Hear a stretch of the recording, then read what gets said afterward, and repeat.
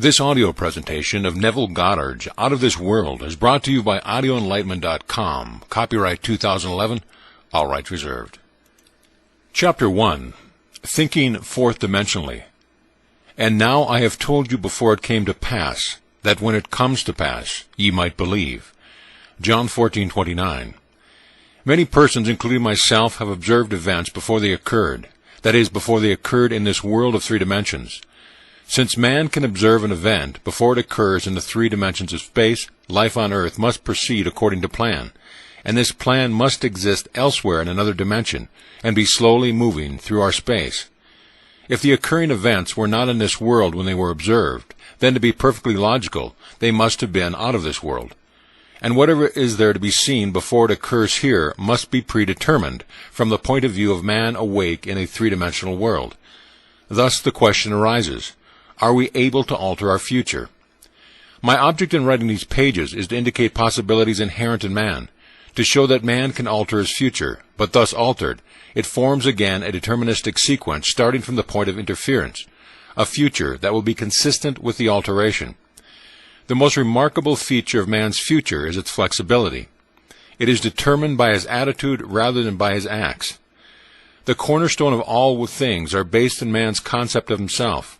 He acts as he does and has the experiences that he does, because his concept of himself is what it is, and for no other reason.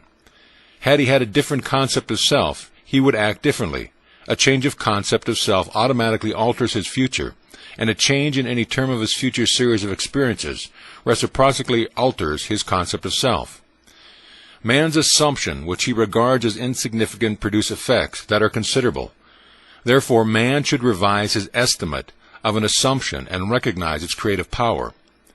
All changes take place in consciousness. The future, although prepared in every detail in advance, has several outcomes. At every moment of our lives, we have before us the choice of which of several futures we will choose. There are two actual outlooks on the world possessed by everyone, a natural focus and a spiritual focus. The ancient teachers called the one the carnal mind, the other the mind of Christ. We may differentiate them as ordinary waking consciousness governed by our senses and a controlled imagination governed by desire. We recognize these two distinct centers of thought in the statement, "The natural man receiveth not the things of the Spirit of God, for they are foolishness unto him. Neither can he know them, for they are spiritually discerned." 1 Corinthians 2:14. The natural view confines reality to the moment called now. To the natural view, the past and future are purely imaginary. The spiritual view, on the other hand, sees the contents of time. It sees events as distinct and separated as objects in space. The past and future are a present whole to the spiritual view. What is mental and subjective to the natural man is concrete and objective to the spiritual man. The habit of seeing only that which our senses permit renders us totally blind to what we otherwise could see. To cultivate the faculty of seeing the invisible, we should often deliberately disentangle our minds from the evidence of the senses and focus our attention on the invisible state, mentally feeling it and sensing it until it has all the distinctiveness of reality. Earnest, concentrated thought focused in a particular direction shuts out other sensations and causes them to disappear. We have but to concentrate on the state desired in order to see it. The habit of withdrawing attention from the region of sensation and concentrating on the invisible develops our spiritual outlook and enables us to penetrate beyond the world of sense and to see that which is invisible. For the invisible things of Him from the creation of the world are clearly seen. Romans 1:20. This vision is completely independent of the natural faculties. Open it and quicken it. Without it, these instructions are useless, for the things of the Spirit are spiritually discerned. A little practice will convince us that we can, by controlling our imagination, reshape our future in harmony with our desire. Desire is the mainspring of action. We could not move a single finger unless we had a desire to move it. No matter what we do, we follow the desire, which at the moment dominates our minds. When we break a habit, our desire to break it is greater than our desire to continue in the habit. The desire which impels us to action are those that hold our attention. A desire is but an awareness of something we lack or need to make our life more enjoyable.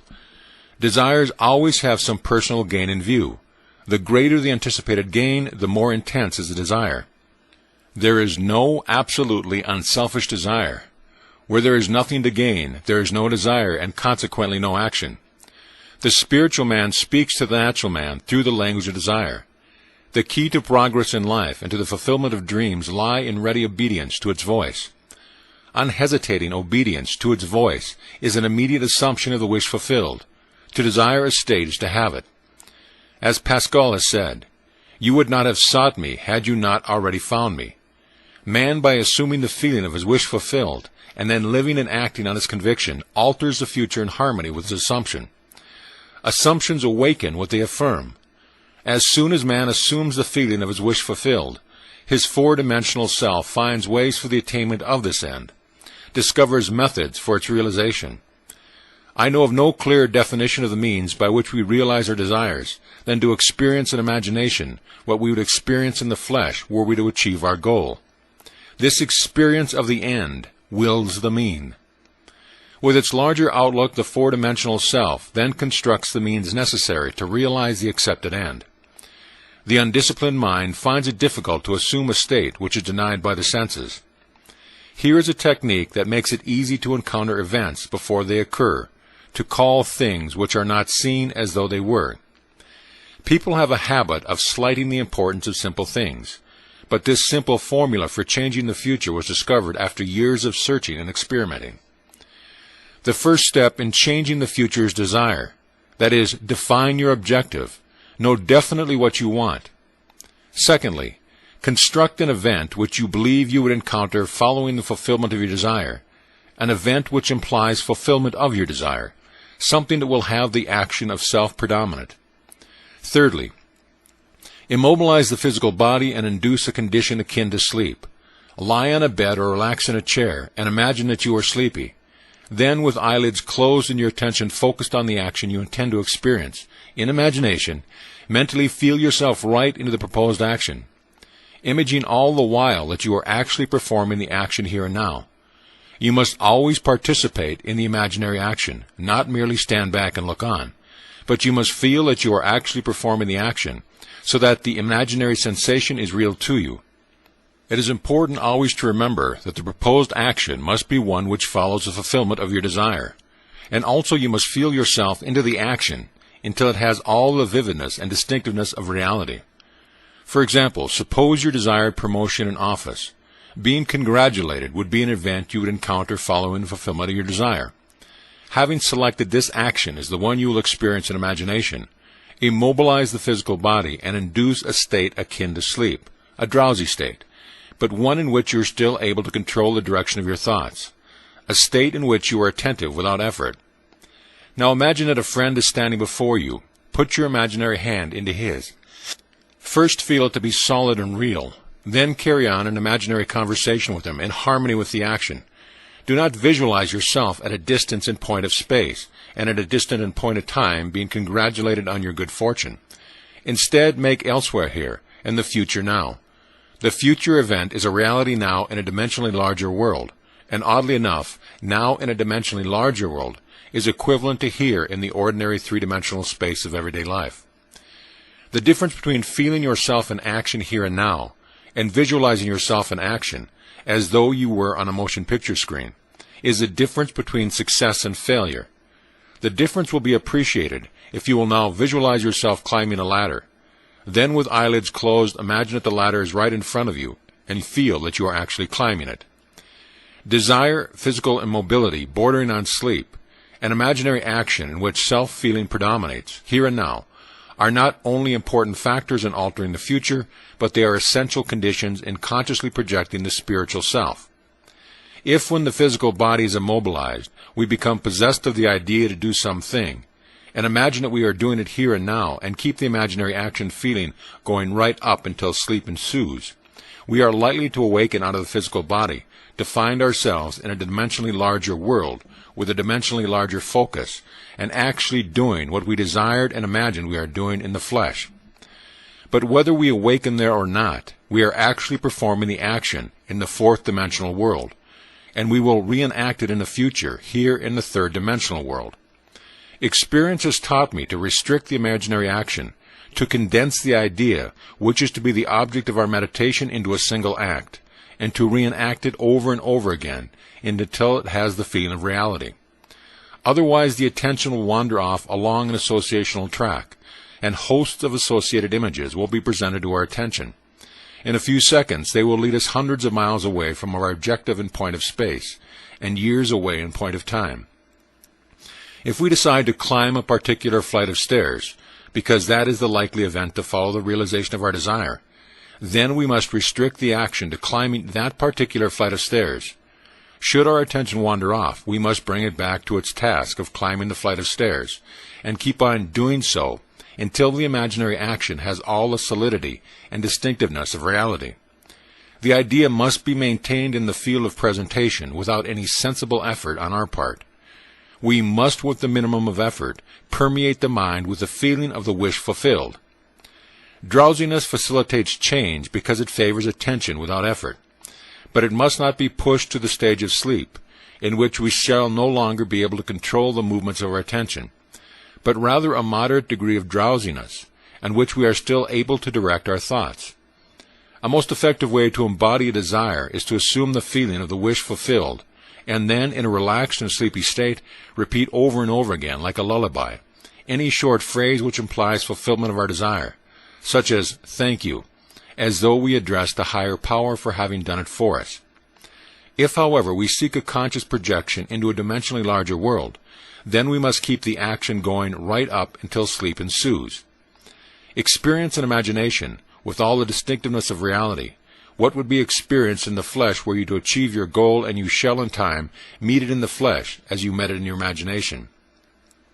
Feed the mind with premises, that is, assertions presumed to be true, because assumptions, though unreal to the senses, if persisted in, until they have the feeling of reality, will harden into facts. To an assumption, all means which promote its realization are good.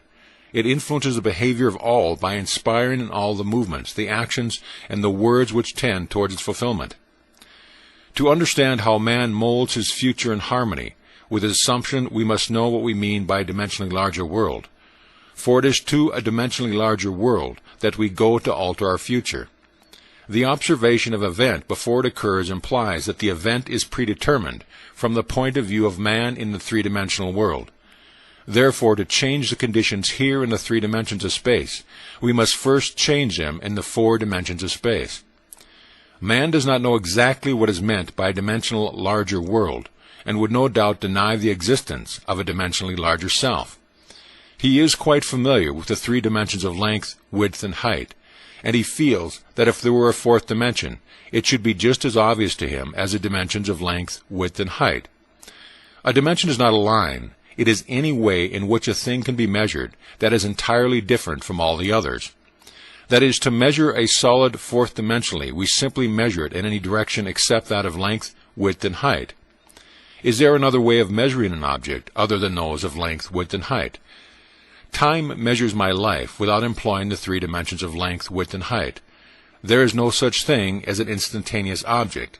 Its appearance and disappearance are measurable. It endures for a definite length of time. We can measure its lifespan without using the dimensions of length, width, and height. Time is definitely a 4th way of measuring an object.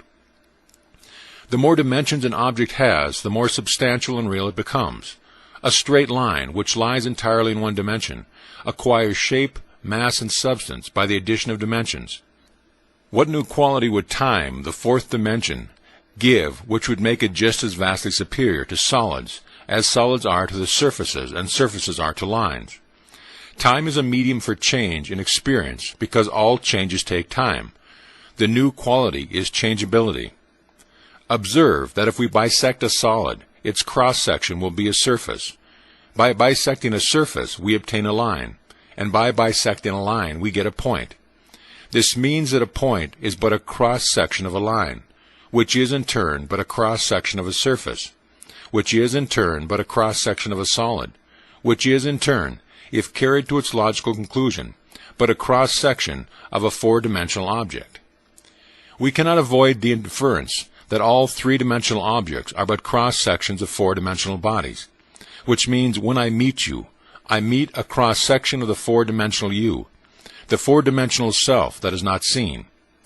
To see the four-dimensional self, I must see every cross-section or moment of your life from birth to death, and see them as all coexisting. My focus should take in the entire array of sensory impressions which you have experienced on the earth, plus those you might encounter. I should see them not in the order in which they were experienced by you, but as a present whole. Because change is the characteristic of the fourth dimension, I should see them in a state of flux as a living, animated whole. If we have all this clearly fixed in our minds, what does it mean to us in this three-dimensional world? It means that, if we can move along time's length, we can see the future and alter it as we so desire. This world, which we think so solidly real, is a shadow out of which and beyond which we may any time pass. It is an abstraction from a more fundamental and dimensionally larger world, a more fundamental world abstracted from a still more fundamental and dimensionally larger world, and so on to infinity. The Absolute is unattainable by any means or analysis, no matter how many dimensions we add to the world.